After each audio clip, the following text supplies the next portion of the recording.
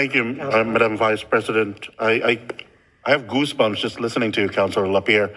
I felt your energy and your passion, and I commend all my colleagues who served in this committee and spend a lot of quality time listening and paying attention about the development of where we are now. But I am speaking of somebody that is not a member of this committee, somebody that is not updated or part of any meeting. So I might be anticlimactic tonight, but I have to say my piece. This is not a question, this is just a statement.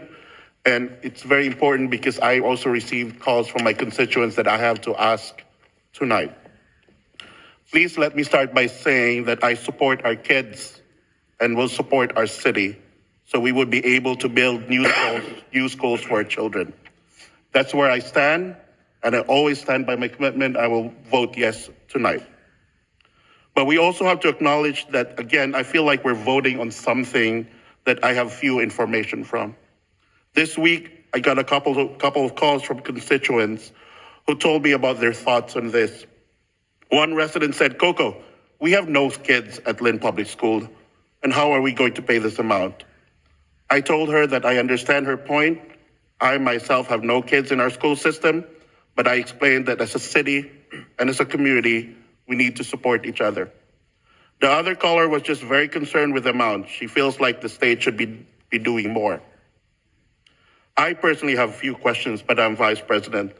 Last Friday, when we all got the agenda, all of us, and I saw this, I was in a panic mood because, like what I said, I have no idea about this project.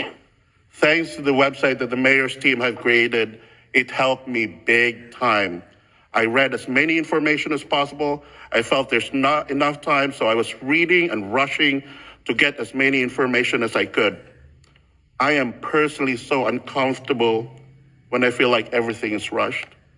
If we're voting this amount tonight, don't you think this August chamber, us, deserves to be educated upon here? I thought when this first proposal came out, it wasn't going to cost the city this amount. The mayor just mentioned it's 30 million more than what is now 30 million less than the 166 million. I am glad also that the mayor explained that the property taxes won't be affected because of this project. Some people are just really comfortable with the status quo. Anything new scares some of them. I get it. Not to mention there's also a lot of misinformation out there. And it is our role as city officials to really educate the public until everyone or most of them get it. I have a lot of constituents who are seniors and only rely on what they see on television or read in the newspaper. Some don't have access to computers. I really wish there was at least a presentation happening tonight, here, and not rushing things. Especially now we have 4 new council members who joined us way after this process started. Those are my wish lists, Madam Vice President. If we're voting tonight, I am ready to vote and did my due diligence and research. But again and again and again, in the future, before we all vote on big ticket projects, we should have at least a presentation session here tonight so us, not members of this committee, would be updated and the public will be educated. Thank you so much, Madam Vice President. Thank you, Coco.